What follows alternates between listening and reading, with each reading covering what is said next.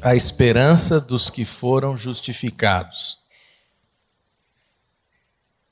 Vamos ler esse versículo de Romanos 5:1. Tendo sido, pois, justificados pela fé, temos paz com Deus por nosso Senhor Jesus Cristo. Esse é um tema que tem falado comigo há bastante tempo, que é a nossa justificação em Cristo.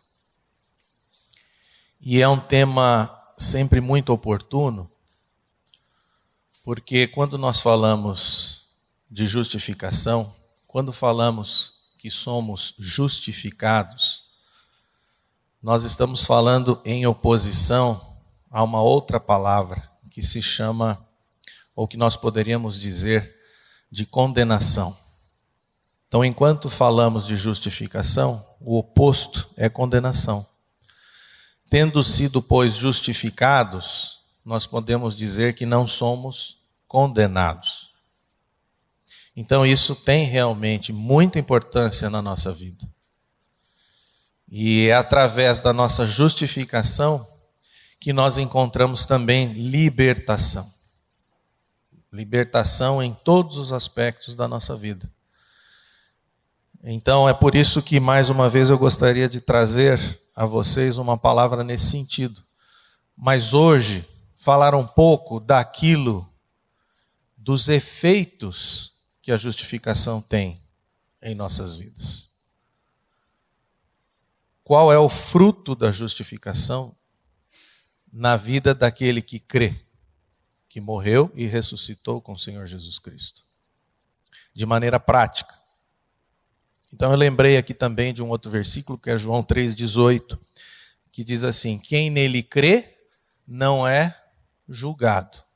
O que não crê já está condenado. Então é muito sério isso, né? E que possamos, pelo Espírito de Deus, ter revelado isso em nossos corações no dia de hoje. O monge beneditino Anselm Grün escreveu: há muitas pessoas que buscam por uma espiritualidade que responda às suas aspirações mais profundas. Dentre os muitos caminhos espirituais, questiona-se, na maioria das vezes, nossa ação. Como podemos nos abrir para Deus? Dificilmente se fala do agir de Deus em nós. É por isso que muitas pessoas, movidas pela busca espiritual, têm dificuldades de compreender a ideia de que fomos redimidos por Jesus Cristo. Elas se perguntam sobre o que poderá nos transformar hoje, mas não perguntam sobre o que fez Deus por nós em Jesus Cristo, no passado. As pessoas procuram por toda parte pontos de auxílio que as ajudem a viver. Percebem mais do que nunca ofertas psicológicas, ou procuram nas religiões orientais por técnicas que permitam viver de forma mais feliz e satisfeita. Muitos são os que não encontram qualquer caminho de redenção no cristianismo. Não ouvem a mensagem redentora e libertadora de Jesus a partir do anúncio e da praxis cristã.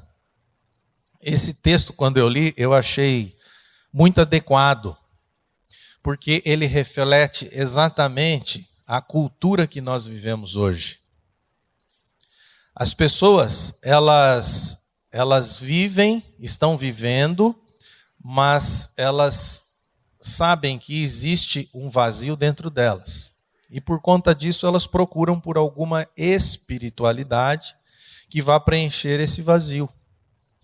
Só que como nós vivemos na cultura do mérito, o que acontece? Elas também acham que precisam fazer alguma coisa para alcançar este nível espiritual, achando que elas vão encontrar alguma coisa.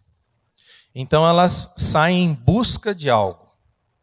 Porque na cultura que nós vivemos, que é a cultura do mérito, você precisa realmente buscar e fazer a sua parte. Dentro da sociedade, só tem valor quem tem mérito. Então é muito natural, dentro do contexto espiritual, as pessoas usarem desta mesma metodologia. O que eu preciso fazer para encontrar Deus? O que eu preciso fazer, como disse Anselmo Grum, né? Para me abrir a Deus. Só que ninguém pergunta o que Deus já fez. E ninguém pergunta até por uma questão de ignorância, por ignorar a palavra de Deus. Então a questão não é o que eu preciso fazer para me abrir a Deus, o que eu preciso fazer para construir um caminho até Deus, mas é descobrir o que Deus já fez. E o que Deus já fez, Ele fez através do Filho. Isso pode até parecer uma coisa óbvia, mas até mesmo nas igrejas, como ele diz, às vezes as pessoas não encontram a mensagem da redenção. É uma coisa contraditória. Como que você pode estar dentro de uma igreja e não ouvir a mensagem da redenção? Mas a resposta eu acho que é muito simples. A mensagem da redenção, ela não dá ibope. O que dá ibope é a teologia da prosperidade. O que dá ibope é você fazer de Deus alguém que existe para suprir a sua necessidade. Isso dá ibope. Isso vai encher as igrejas. Mas a verdadeira mensagem que transforma é a mensagem da redenção em Cristo. Jesus Cristo já nos redimiu. Essa é a resposta para a grande pergunta. E o que é redenção? Redenção nada mais é do que o livramento mediante o pagamento de um resgate. Isso que é redenção. Nós éramos escravos e Jesus Cristo pagou o preço da nossa liberdade. Agora, o que isto implica na minha vida, nas nossas vidas? É isso que eu gostaria de compartilhar com vocês hoje. Em seu caminho para o transcendente, as pessoas utilizam a mesma técnica de suas vidas atribuladas. O que posso fazer para estar mais próximo de Deus? Perguntam elas. Por esta razão que a mensagem da obra redentora de Jesus Cristo na cruz do Calvário é tão essencial. Não só para o homem natural sem Deus, mas também para aquele que se diz cristão. Na verdade, o que o homem deveria fazer é crer que Deus já o redimiu através do Filho na cruz. Paulo assim afirma em Romanos, capítulo 3, versículos 21 e 24, a 24. Mas agora, sem lei, se manifestou a justiça de Deus, testemunhada pela lei e pelos profetas. Justiça de Deus mediante a fé em Jesus Cristo, para todos e sobre todos os que creem. Porque não há distinção, pois todos pecaram e carecem da glória de Deus, sendo justificados gratuitamente por sua graça, mediante a redenção que há em Cristo Jesus. Que texto maravilhoso esse, né? Eu gosto muito desse versículo 24. Sendo justificados gratuitamente por sua graça, mediante a redenção que há em Cristo Jesus. Se nós tivéssemos entendimento do que isto representa nas nossas vidas, nós teríamos muito menos dificuldade de compreensão do Evangelho. A expressão justificados gratuitamente por sua graça significa que você foi aceito por Deus, independentemente de mérito ou de demérito. É isso que significa. E Paulo aqui, ele quer dar uma ênfase tão grande que ele fala, né? Sendo justificados gratuitamente por sua graça. Parece até que há um erro de português aqui, mas não há. É a ênfase que ele quer dar aqui. Nós fomos aceitos por Deus, independentemente do nosso mérito. E Deus nos resgatou e não exigiu de nós absolutamente nada, exatamente porque o preço foi pago pelo Filho. Isso que significa redenção. Então, na verdade, o que você e eu precisamos fazer para construir este caminho de espiritualidade, na verdade, é uma pergunta forçada. Você não precisa construir, você precisa crer naquilo que Deus já fez por meio do Filho. Então, essa semana, numa reunião, eu até comentava, né? Se existe algo que eu gostaria de pedir a Deus, é fé para crer na palavra dele. O que nos falta é fé, porque nós somos, infelizmente, um povo incrédulo. A palavra de Deus já existe, já está aqui há tanto tempo. Só que nós temos dificuldade de crer nisto, de compreender isto, esta realidade. E o que nos falta é fé. A redenção de Cristo é importante porque tornou possível nossa justificação. É nela que a justiça de Cristo nos é imputada a nós, pecadores indignos. E toda a nossa culpa pelo pecado é perdoada. Precisamos compreender que Deus, por sua infinita graça, nos declara e nos considera justos, não porque somos merecedores, em razão da prática de boas obras ou por termos fé, mas única e exclusivamente em virtude do amor que Deus nutre por nós, mesmo ainda pecadores, manifestado no sacrifício de Cristo em nosso favor. Romanos capítulo 5, versículo 8. Mas Deus prova o seu próprio amor para conosco, pelo fato de ter Cristo morrido por nós, sendo nós ainda pecadores. Não existe nada que possa nos dar maior certeza e maior segurança da nossa salvação do que o grande amor que Deus tem por nós. É difícil você compreender isso, talvez até pelo seu passado.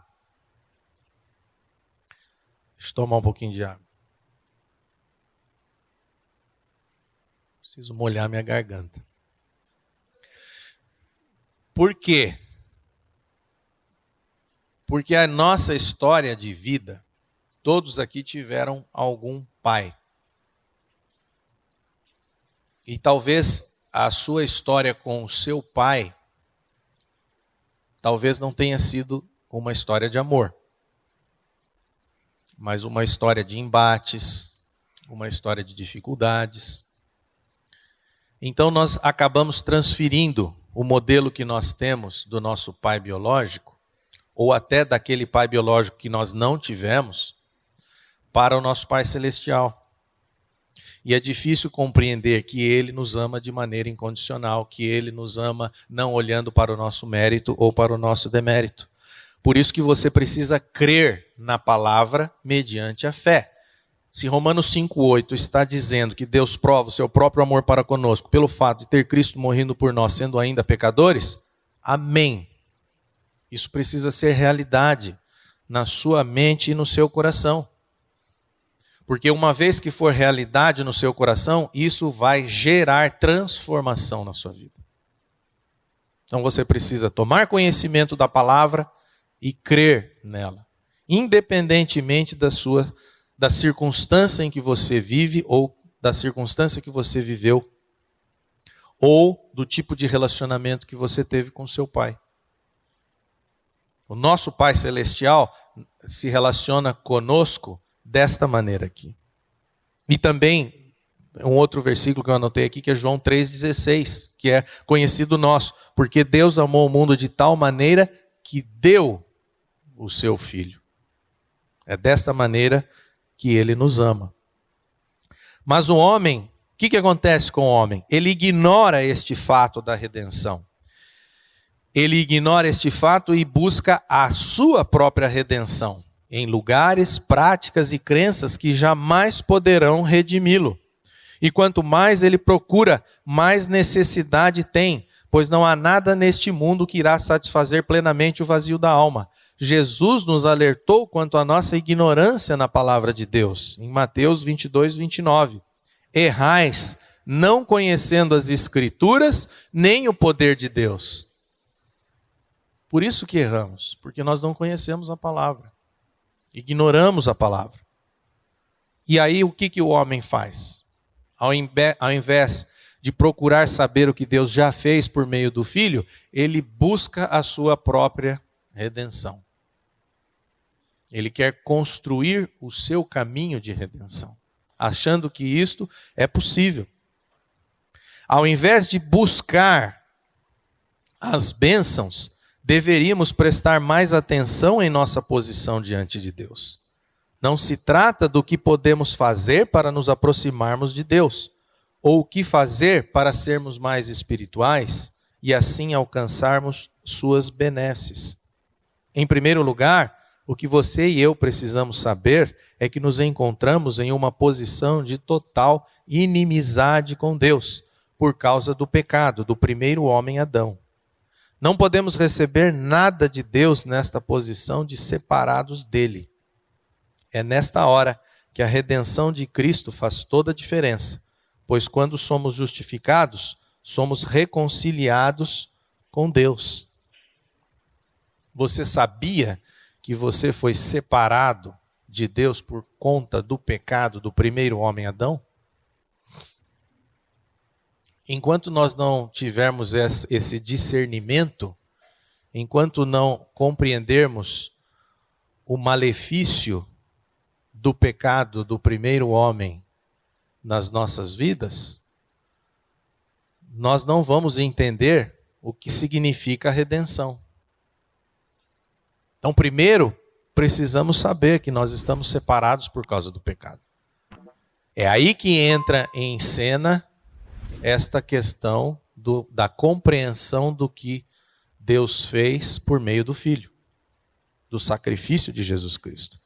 Paulo diz lá em Romanos 5,12, portanto, assim como por um só homem entrou o pecado no mundo e pelo pecado a morte passou a todos os homens.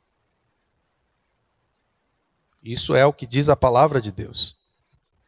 Então nós precisamos compreender isso, para também entendermos o que significou verdadeiramente a redenção. Como nós lemos lá no início. Sendo justificados gratuitamente por sua graça mediante a redenção. Quando você compreender que o pecado separou de Deus, talvez você consiga compreender a necessidade que você tem de ser reconciliado com Deus. E quando entendermos que precisamos ser reconciliados com Deus, aí você vai compreender, mas Deus já providenciou a nossa reconciliação. Foi por meio do Filho. E agora então, sendo justificados, ou seja, agora então, eu sou considerado justo diante de Deus. O que significa ser justificado? Ser considerado justo, ser declarado justo. E não ser declarado culpado, porque você pecou. Então, a declaração, a sentença para você não era de absolvição, era de condenação. Só que Deus te declara justo, te declara inocente, te absolve. Não porque você mereça, mas porque alguém já cumpriu a pena, alguém já pagou o preço, alguém já te libertou. Muito daquilo que almejamos de bom para as nossas vidas, somente alcançaremos genuinamente se crermos pela fé nesta redenção que há em Cristo Jesus. Então, ao invés de você buscar o caminho para uma espiritualidade, ao invés de você buscar algo que vá preencher o vazio da alma, ao invés de você tentar descobrir o que você precisa fazer para tornar-se mais espiritual, o que nós devemos fazer é crer na obra que Deus fez através do Filho, crer que você já está justificado. E a partir daí, tudo aquilo que você precisa já foi dado. Porque é uma consequência desta declaração que Deus faz em seu favor. Tudo aquilo que você almeja é consequência do fato de que Deus já o declarou inocente. É consequência do fato que Deus já declarou você um justo, um justificado. É consequência, você não precisa ir buscar. Deus já nos deu em Cristo. Então nós precisamos crer nesta palavra para usufruirmos das consequências, dos efeitos práticos da justificação pela fé. É essa a questão que eu gostaria de trazer aqui para vocês. Muito daquilo que almejamos de bom para as nossas vidas somente alcançaremos genuinamente se crermos pela fé nesta redenção que há em Cristo Jesus. Por isso é tão importante saber o que Deus já fez por nós. E o que Ele já fez por nós mediante o Seu Filho gera consequências práticas, imediatas e eternas em nossas vidas. Então isso significa o quê? Mudança de paradigma. Você precisa mudar o modelo. Primeiro, pare de achar que Deus existe para lhe servir. Essa é a primeira mudança.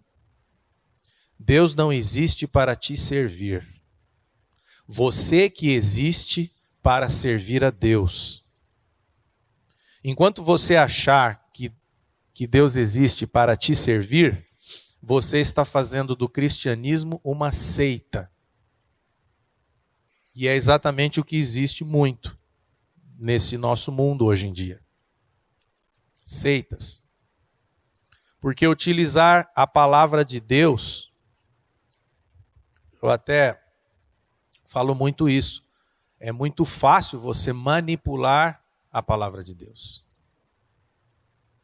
Porque você pega um texto ali, um outro texto acolá, e texto, fora de contexto, vira pretexto para alguma coisa. Né? Então é muito fácil. Então nós precisamos tomar cuidado com isto.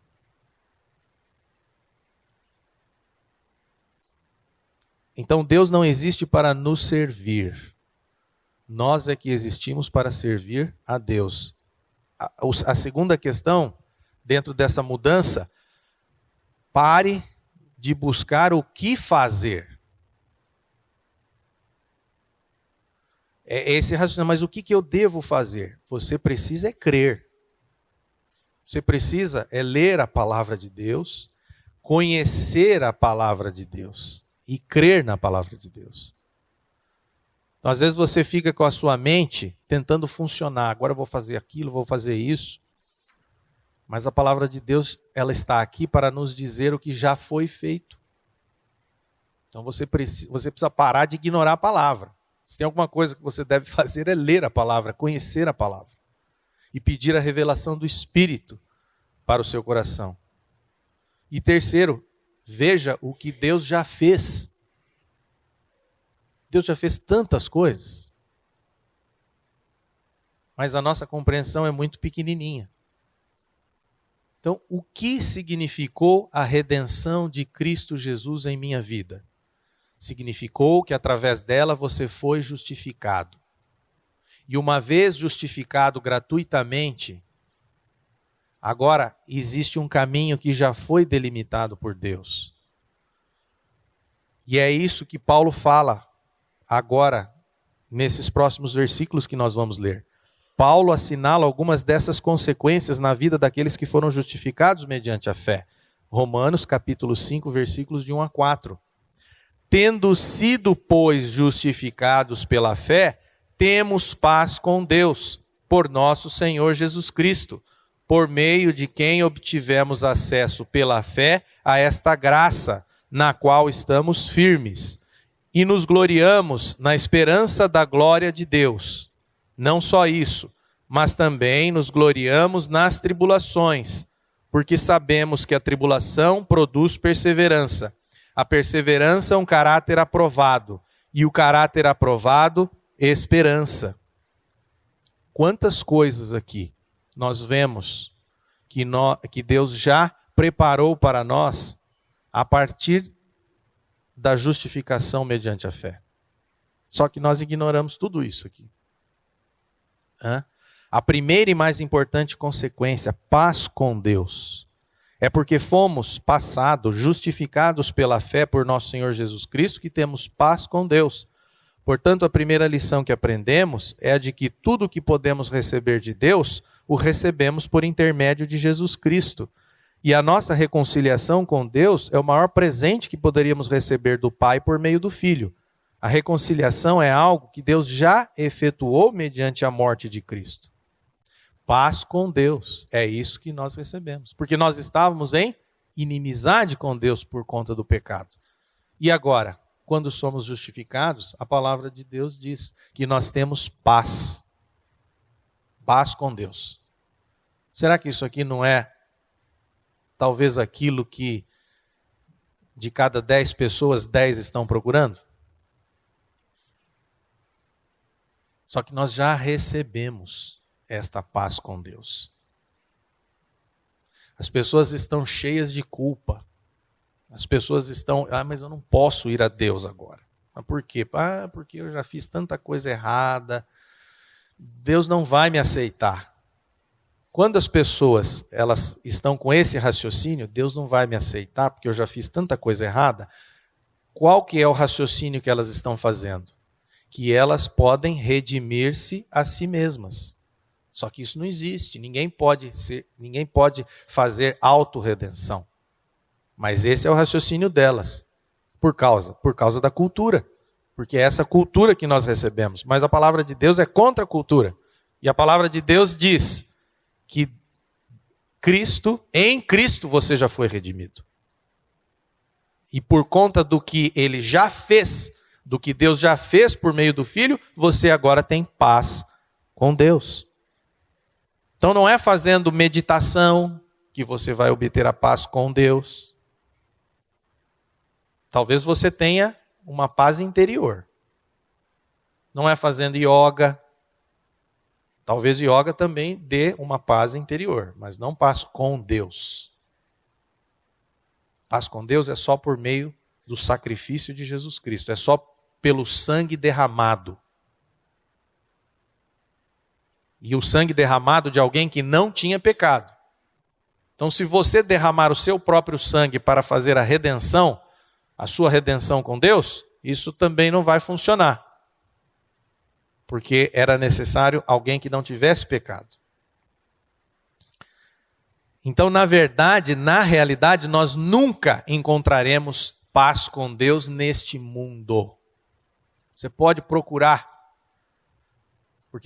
mas você não vai encontrar paz com Deus nesse mundo. Por quê? Onde é que nós encontramos a paz com Deus? E onde é que está escrito isso? Eu não coloquei no boletim, mas é João 16:33 que eu vou ler para vocês. Estas coisas vos tenho dito, para que tenhas paz em mim. No mundo passais por aflições, mas tem de bom ânimo, eu venci o mundo. Paz em mim. Jesus Cristo diz que nós encontraríamos paz nele. Então não adianta procurar paz em outro lugar. Por aqui também se depreende uma outra grande confusão na qual incorremos com relação a esta questão da paz. Muitas pessoas buscam uma paz interior, ou a paz de Deus para suas vidas, mas não sabem que antes precisam estar em paz com Deus. Somente tem paz, a paz de Deus, quem está em paz com Deus. Isso aqui é muito interessante. As pessoas estão buscando a paz de Deus, sem se aperceberem que estão em inimizade com Deus. Você só vai receber a paz de Deus se você estiver em paz com Deus. Então não adianta querer procurar em outras coisas, em outras crenças, ou em algumas práticas, esta paz interior. Tem um pregador que eu ouvi uma mensagem há algum tempo atrás que ele disse assim: paz interior é budismo. É qualquer outra coisa. Mas a verdadeira paz de Deus, nós a recebemos quando estamos em paz com Deus. E esta E esse descanso, que é a paz de Deus, esse descanso que às vezes nós precisamos, nós carecemos, porque realmente às vezes nós estamos muito agoniados, angustiados, com o coração apertado, buscando por essa paz interior. Mas isso é uma consequência da paz que nós temos com Deus. E é uma consequência daquilo que você crê. Por isso que se crê pela fé. Fala, mas é óbvio, né, Fernando? Não, tudo bem que é óbvio que se crê pela fé, mas é que tem muita gente que quer crer e sentir alguma coisa ao mesmo tempo. Você não vai crer sentindo. Essa semana uma pessoa me perguntou, mas a gente não precisa sentir alguma coisa? Graças a Deus que não. Porque sentimento tem algo a ver com a nossa alma. E fé é algo com o Espírito. E quando se crê pela fé, você não olha para as circunstâncias. Você olha para a palavra de Deus e você olha para o que Ele está dizendo. E o que Ele diz, você crê. Nisso aqui, eu posso confiar. Então eu tenho que olhar, colocar os meus olhos na palavra. E crer nela. Ela diz isso. As circunstâncias dizem outra coisa. Eu vou ficar com a palavra de Deus. Mas eu não estou sentindo, Fernando. Não tem problema. Confie na palavra de Deus. Porque é a palavra dele. Então, se você ganhar essa dimensão, se eu ganhar esta dimensão, tudo fica mais fácil. Mas eu quero crer e sentir. Ah, se eu não estiver sentindo é porque não está funcionando. Não é? Isso não é fé. E esta paz é fruto de nossa justificação pela fé, e não fruto de alguma ação de nossa parte em direção a Deus. Quem tem a paz com Deus pode receber a paz de Deus, que trata Paulo na carta aos Filipenses, capítulo 4, versículos 6 e 7. Não andem ansiosos por coisa alguma, mas em tudo, pela oração e súplicas, e com ação de graças, apresentem seus pedidos a Deus, e a paz de Deus, que excede todo entendimento, guardará o coração e a mente de vocês em Cristo Jesus. Amém?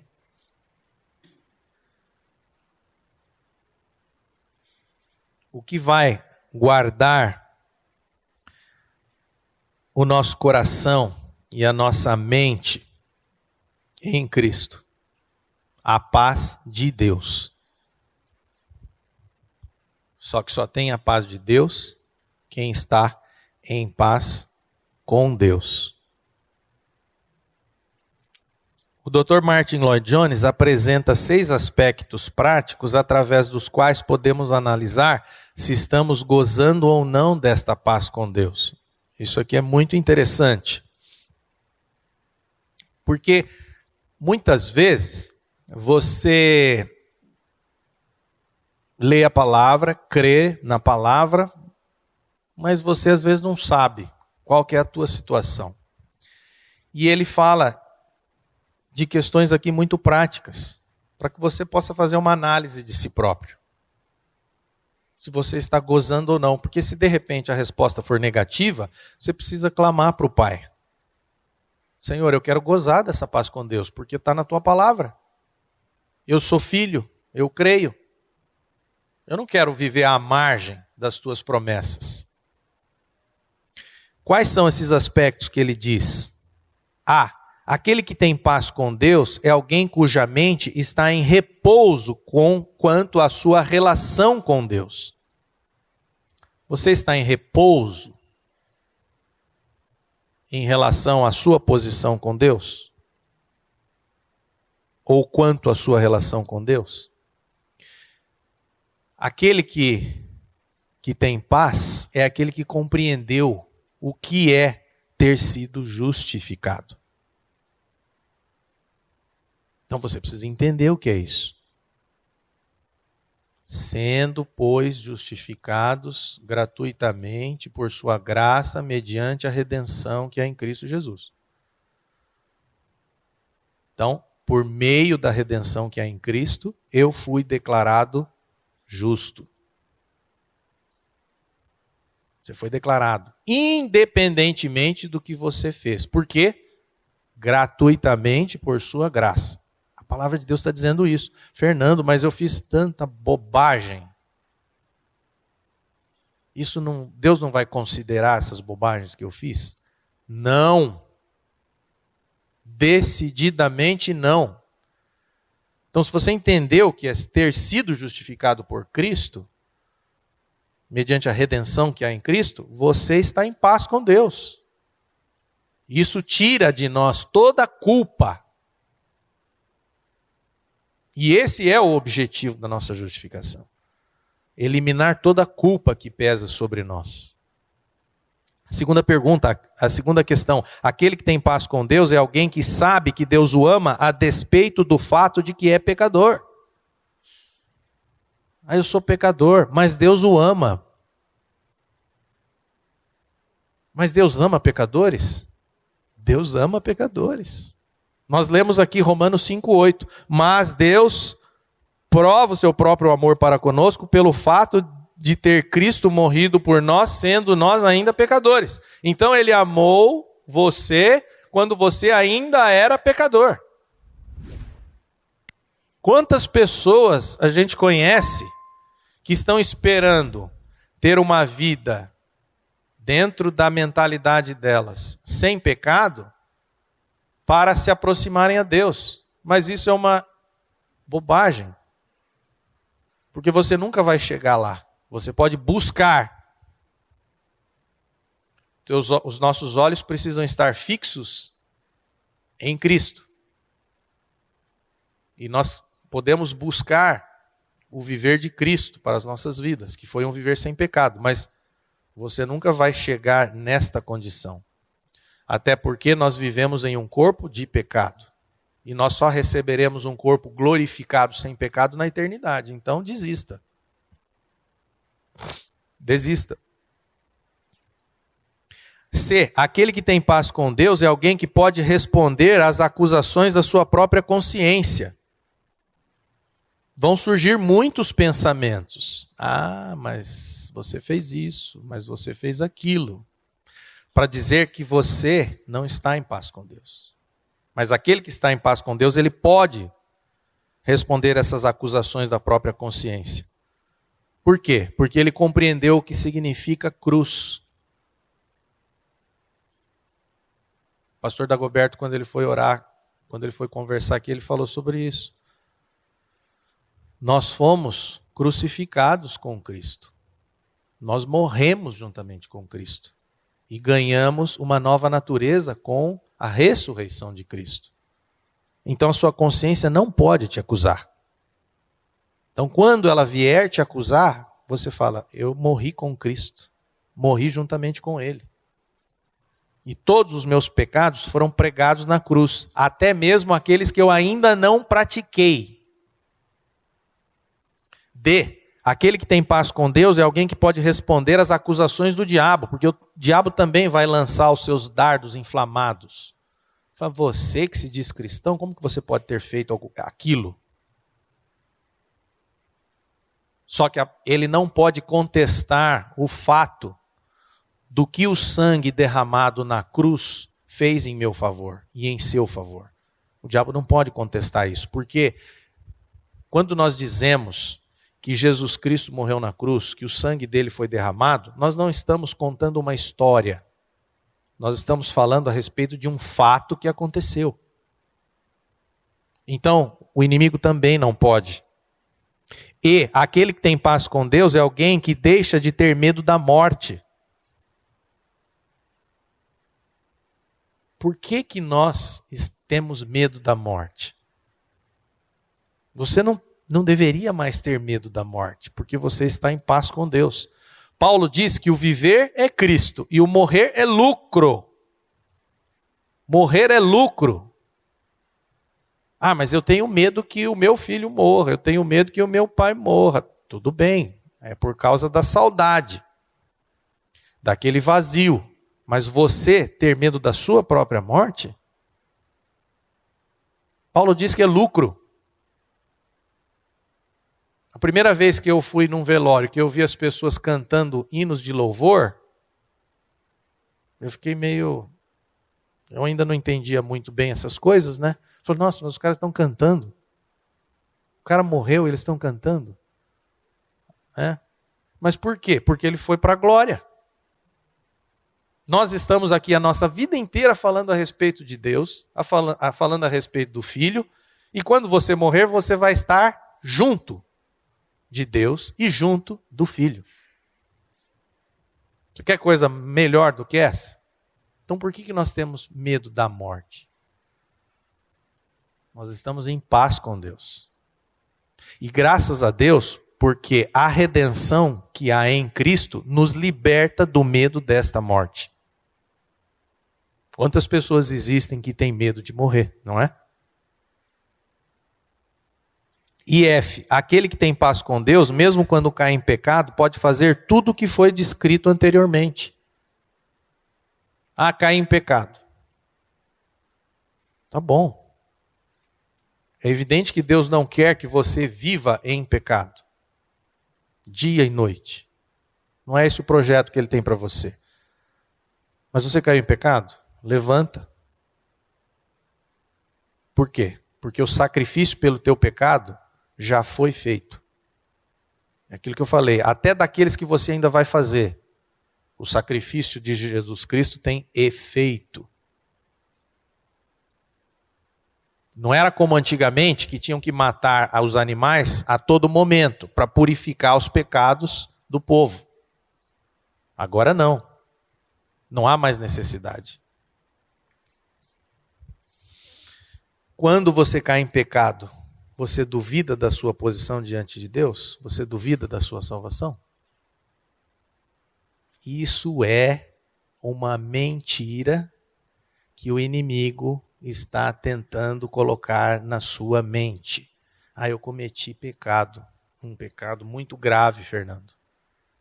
Eu não sou filho de Deus. Eu acho que eu não sou salvo. Isso é uma mentira do diabo. Não caia nessa. Deus não quer que você viva pecando. Mas é uma mentira do diabo, porque você já foi salvo. Então, elimine essa culpa que o inimigo quer colocar na sua mente e no seu coração. Você foi liberto. E o sangue de Jesus Cristo tem poder. Por pior que tenha sido o teu pecado. A segunda consequência da nossa justificação pela fé. Obtivemos acesso pela fé a esta graça na qual agora estamos firmes. É por meio de Cristo que temos agora acesso à graça de Deus, a qual nos mantém firmes.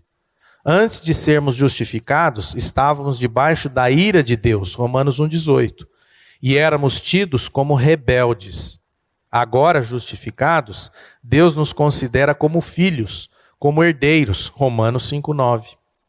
Saber que Deus já nos aceitou em Cristo, apesar de nossos pecados, independentemente do que fazemos ou deixamos de fazer, só pode ser compreendido por meio da graça. Não existe outra maneira.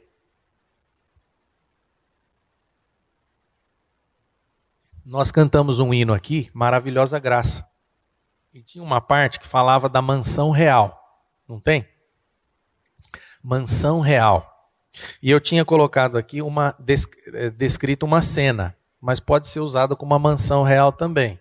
Que cena é essa? Então você imagina um mendigo que vive na rua, ao lado de uma mansão real. E na mansão real, ou um palácio real, existe um rei. E está acontecendo uma festa. E servido um banquete. E alguém vem e o convida para entrar no Palácio Real. E você entra no Palácio Real, mas você é um mendigo. O mendigo está totalmente mal vestido, então dão a ele uma veste de festa. E ele entra e tem acesso à presença do rei. E ele senta à mesa com o rei e participa daquele banquete. Essa cena é fácil para nós entendermos o que é graça. O mendigo desta cena é você e eu. Nós somos esses mendigos, esse mendigo. Quem nos convidou para entrar na festa é o filho do rei. E o nome do filho do rei é Jesus Cristo. A veste que ele colocou em você, para que você pudesse participar da festa, é a justiça de Cristo. Que nós somos revestidos da justiça de Cristo. E o rei é Deus. Nós somos levados à presença de Deus. E participamos do banquete. Agora eu pergunto, aquele mendigo merecia?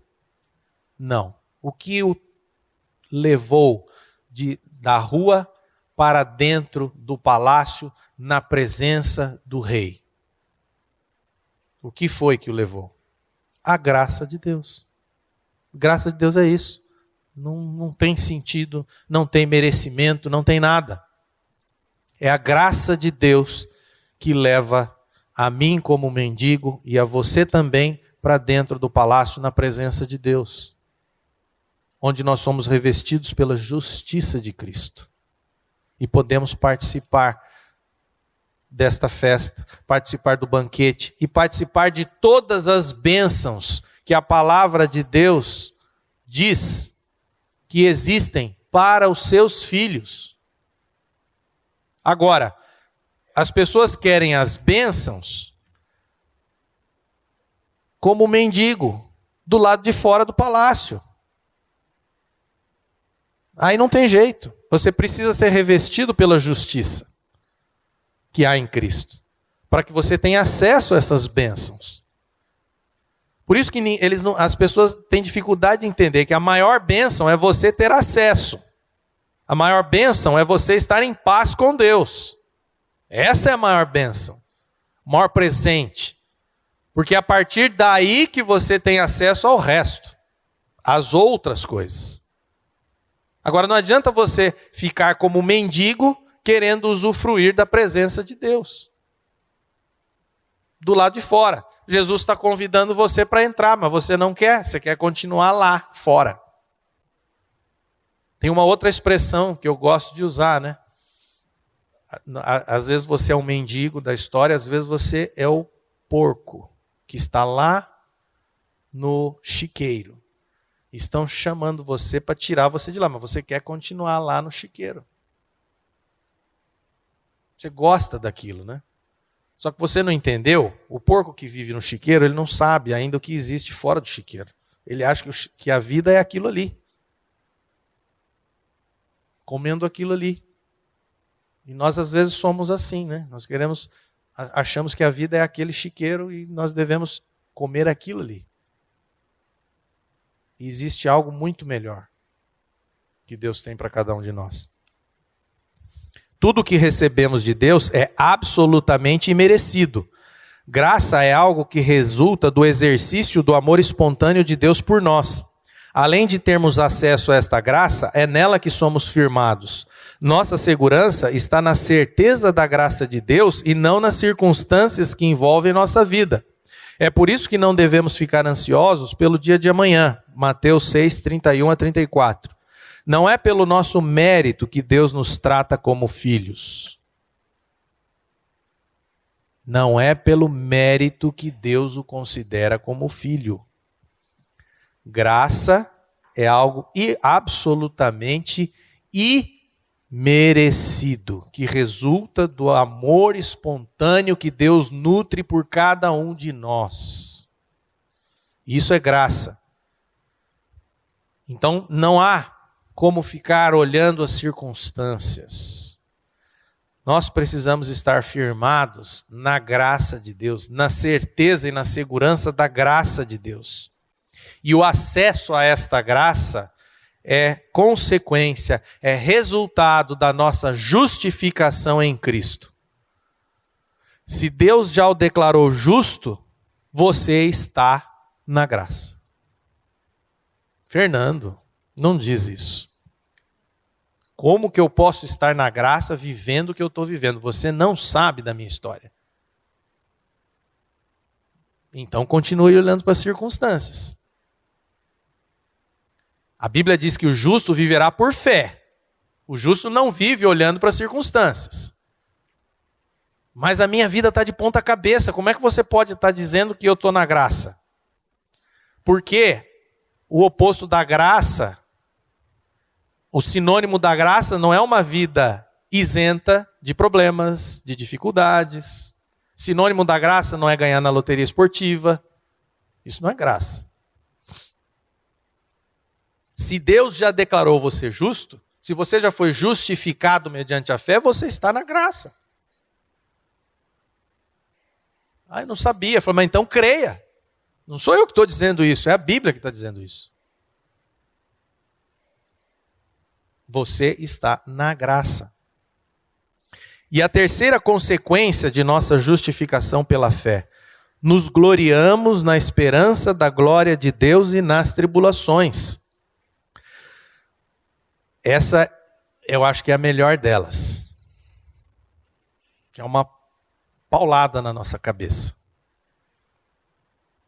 Gloriar-se significa alegrar-se. Gloriar-se tem vários significados, mas um deles é alegrar-se. Aquele que foi justificado pela fé pode agora alegrar-se na esperança de que um dia estará na presença gloriosa de Deus, vendo-o face a face. Também pode agora alegrar-se nas próprias provações e dificuldades da vida, pois sabe que elas têm um propósito divino para aquele que foi justificado. Assim como Paulo esteve na presença de Cristo lá no caminho de Damasco, ele viu a glória de Deus. Uma luz brilhou no caminho. Ele era Saulo. Aí uma luz apareceu, brilhou no meio do caminho de Damasco para ele. Era a glória de Deus. Depois Estevão, antes de ser morto, também viu a glória de Deus. E a Bíblia diz que nós nos gloriamos na esperança da glória de Deus. Nos alegramos na esperança da glória de Deus. O que é essa esperança da glória de Deus? É quando nós estivermos na eternidade, quando nós recebermos um corpo glorificado, sem mácula, sem defeito, sem pecado algum, nós estaremos o quê? Na presença de Deus. Nós estaremos entre os irmãos, mas estaremos na presença de Deus, presença gloriosa de Deus. É muito para a nossa cabeça. Nós temos dificuldade de compreensão a respeito disso. Mas eu acho que deve ser uma coisa tremenda. Então nós falamos a nossa vida inteira aqui a respeito dele e um dia você estará vendo ele face a face. Isso é glória. Mas existe uma outra maneira que ele diz aqui que nós nos gloriamos, que é nas tribulações. Erroneamente, muitos acham que o oposto de sofrimento é graça. Ou seja, se uma pessoa está sofrendo é porque não está na graça. Isso aqui é um tremendo de um equívoco. Mas por que as pessoas têm esse raciocínio? Se a pessoa está sofrendo é porque não está na graça. Porque volta aquele conceito equivocado de salvação por mérito. Na verdade, o oposto de graça é mérito. O oposto de graça não é sofrimento. Então quem falou se a pessoa está sofrendo é porque ela não está na graça? É aquele conceito errado. Está na graça porque está tudo bem. Tudo bem aos seus olhos.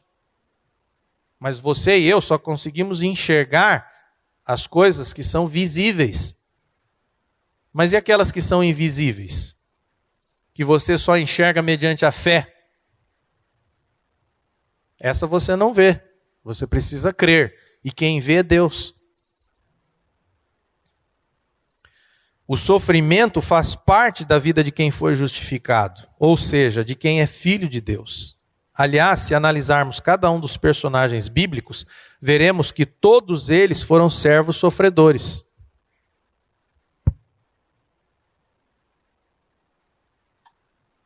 Ou será que eu estou falando alguma mentira aqui?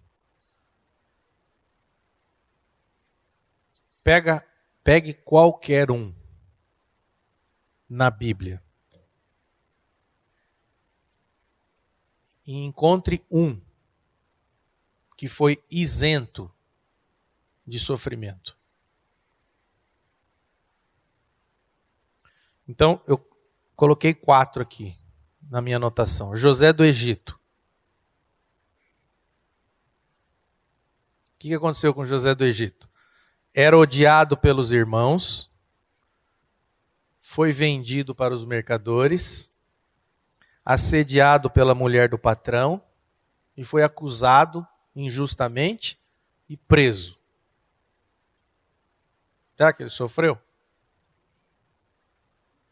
Tinha motivos para sofrer? Tinha motivos para ficar rebelde contra Deus? Falar, Senhor, por que esses meus irmãos ficam todos contra mim? Ele não ficou reclamando para o Senhor. Aí depois jogam ele lá numa cisterna seca. Depois vendem ele. José era alguém que tinha muitos motivos, ou motivos de sobra, para ter trauma. Muitos traumas. Esse era um caso típico de alguém que poderia até procurar por ajuda. De um terapeuta, de um psicólogo, aconselhamento pastoral. Porque foi vendido. Você imagina os seus irmãos venderem você para os mercadores. Você se sentiu o pior de todos, mas ele prosseguiu. Ele não ficou reclamando, murmurando. Ele continuou a vida dele. Aí foi lá com o patrão, com Potifar.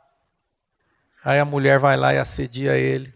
Depois acusa ele injustamente. Ele vai para a prisão. Um outro aqui, Abraão. Será que Abraão não sofreu? Deus diz para ele deixar a parentela. Deus diz para ele que ele deveria sair de onde ele estava.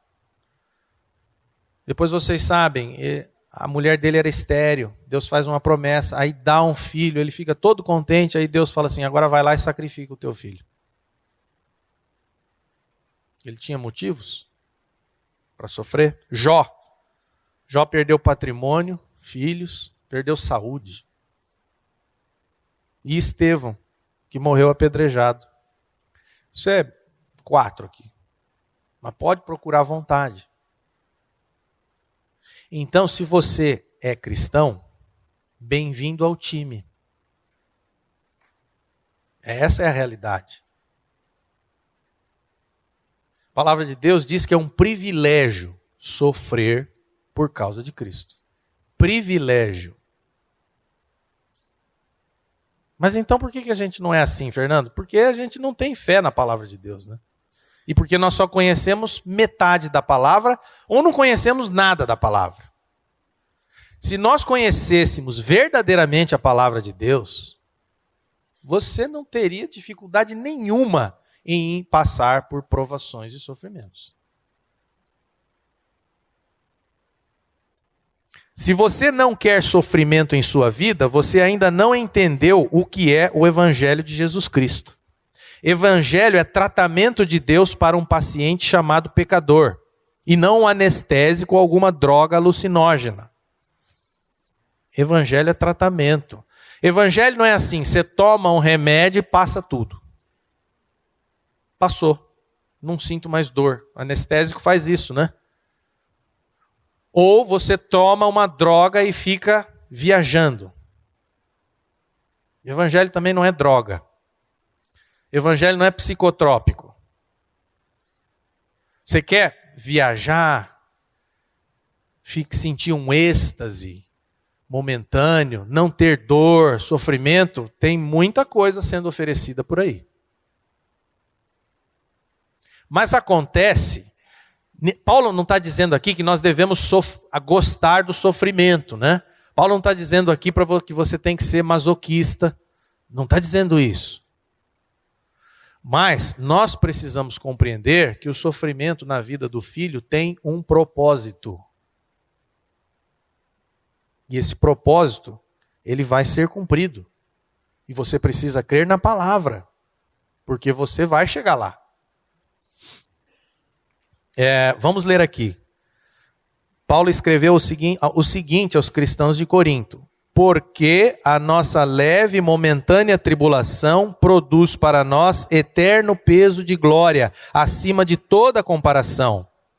Depois também 2 Coríntios 12:10. Pelo que sinto prazer nas fraquezas, nas injúrias, nas necessidades, nas perseguições, nas angústias, por amor de Cristo. Porque quando sou fraco, então é que sou forte. E Filipenses 1:29. Pois a vocês foi dado o privilégio de não apenas crer em Cristo, mas também de sofrer por Ele. Paulo disse: eu sinto prazer nas fraquezas, injúrias, necessidades, porque quando sou fraco é que sou forte. Olha a inversão. Você quer ser forte? Então vai por conta própria. Vai na fraqueza de Deus, que Ele vai te fazer forte.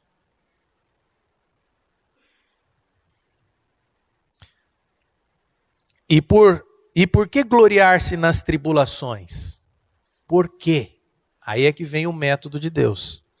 Porque sabemos que a tribulação produz perseverança. A perseverança é um caráter aprovado. E o caráter aprovado, esperança.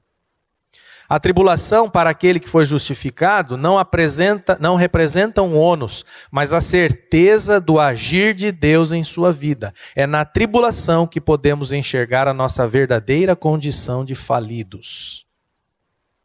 Isso aqui é complicado, porque a nossa tendência não é de nos enxergarmos como falidos, como incapacitados. A nossa tendência é sempre de acharmos que somos bons, que somos pessoas boas, que somos fortes. Só que quando vem a tribulação, é aí que você vê que você realmente precisa de Deus. Quando vem a provação, a dificuldade, o sofrimento, é aí que você dobra o joelho. É ou não é? Eu sou assim. É na dificuldade. Quando não tem dificuldade, você parece que Deus fica em segundo plano na sua vida, na minha vida. Mas a gente dobra o joelho. E ele diz: a tribulação produz perseverança. Perseverança, experiência. Experiência, esperança. Então, para que a gente tenha esperança, a gente vai passar pela experiência, pela perseverança e pela tribulação. Algumas versões dizem: a tribulação produz resistência. A resistência produz um caráter aprovado. Ou um caráter provado. E o caráter provado, esperança. Longe de atuarem contra a nossa esperança, as tribulações a promovem. Dentro do método de Deus, as dificuldades produzem resistência, a resistência produz caráter e o caráter produz esperança. Que esperança é esta? Então, Fernando, a Bíblia está dizendo que a tribulação vai produzir resistência, um caráter aprovado, esperança. Na minha vida é: que esperança? Romanos 8, versículos 38 a 39. Porque eu estou bem certo de que nem a morte, nem a vida, nem os anjos, nem os principados, nem as coisas do presente, nem do porvir, nem os poderes, nem a altura, nem a profundidade, nem qualquer outra criatura poderá separar-nos do amor de Deus que está em Cristo Jesus, nosso Senhor. Nada pode nos separar do amor de Deus que está em Cristo Jesus, nosso Senhor. Nada. É o que Paulo está dizendo. Essa esperança. Agora, às vezes, nós precisamos passar por momentos de dificuldade para chegarmos a esta realidade aqui. Podemos gloriar-nos nas tribulações porque a nossa fé nos habilita a ver estas dificuldades e tribulações de maneira diferente.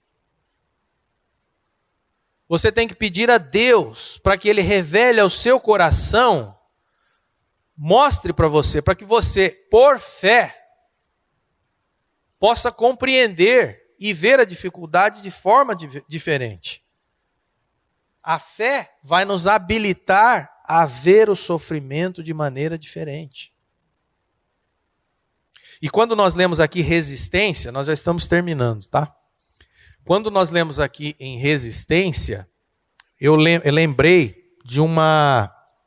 Quando eu era adolescente, eu fiz natação. E existia um apetrecho que a gente usava para aumentar a resistência da água, que era o palmar. Então você nada normalmente. Aí você põe um palmar, é uma placa na sua mão. Uma placa quadrada, normalmente, presa a um elástico. Nadar com palmar é muito difícil, porque você tem que fazer muita força, porque cria muita resistência na água. Só que tem o efeito disso. Você fortalece a musculatura e você melhora o teu desempenho. Então, quando eu li essa outra versão, achei bacana isso, porque a tribulação, a dificuldade, porque o palmar era uma dificuldade para nadar. Quem nadou aqui deve ter usado palmar também. E ele aumenta essa resistência. E essa resistência, uma tradução diz, produz um caráter aprovado, ou um caráter provado, ou um caráter, né? E ele realmente, ele produz, ele gera um efeito diferente no seu desempenho, no seu... Estou falando dentro da piscina, né? Então é isso. Esse é o efeito das tribulações na vida do cristão. Não olhe para o sofrimento, para a dificuldade, para a provação, como um castigo de Deus. Deus o ama com amor incondicional. Ele não é um Deus que te castiga, pelo amor de Deus. Sofrimento para quem é filho não é castigo, é tratamento. E que filho há que o pai não corrija, diz a palavra de Deus. Nós precisamos de muita correção às vezes do nosso pai. Mas correção com amor. Correção com amor. É esse o método de Deus. Só que a correção com amor vai passar por sofrimento, por dificuldade. Agora, você é filho ou você é bastardo, como diz a palavra? Eu creio que eu sou filho. E quem é filho está na graça. E o que é necessário para ser filho? Crer. Pela fé na obra redentora de Cristo Jesus. Crer que você foi justificado gratuitamente pela graça. A mesma esperança do profeta Abacuque, no capítulo 3, versículos 17 e 18. Ainda que a figueira não floresça, nem haja fruto na vide, o produto da oliveira minta, e os campos não produzam mantimento, as ovelhas sejam arrebatadas do aprisco, e nos currais não haja gado, todavia eu me alegro no Senhor, exulto no Deus da minha salvação. Mas não tem nada lá, não tem figueira. A figueira não floresceu, não tem fruto na árvore. Os campos não estão produzindo nada. As ovelhas foram arrebatadas. Fernando, você quer que eu me alegre no Senhor? É porque você não pode olhar para essas coisas, você tem que olhar para Cristo e crer na palavra de Deus. Por quê? Porque você só vai obter a esperança passando pela experiência, passando pela perseverança, passando pela tribulação. Por isso que ele diz aqui, que o resultado da justificação pela fé é gloriar-se nas tribulações. Você crê que foi justificado? Então você pode gloriar-se nas tribulações. Porque as tribulações têm um propósito, que é gerar em você esperança. E isso vai fazer toda a diferença. Então pare de olhar para as circunstâncias e olhe para quem justificou você. E olhe na palavra. Lembre-se, O caminho para a verdadeira espiritualidade não precisa ser construído por nós, porque já nos foi dado por Deus na redenção de Cristo Jesus. E uma vez justificados gratuitamente, estamos em paz com Ele e temos alegria, até mesmo nas provações, pois elas vão produzir esperança. Portanto, procure enxergar sua vida com os olhos espirituais da fé, recebidos em Cristo Jesus. Graças a Deus pelas tribulações, pois elas são prova do amor do Pai por nós e atestam que Ele está agindo em nossas vidas. Amém? Amém. E um último versículo que eu anotei aqui, o Salmo 119, 71, diz assim: Foi-me bom ter eu passado pela aflição, para que aprendesse os teus decretos. Amém? Que o Espírito do Senhor possa revelar isso aos nossos corações. Amém.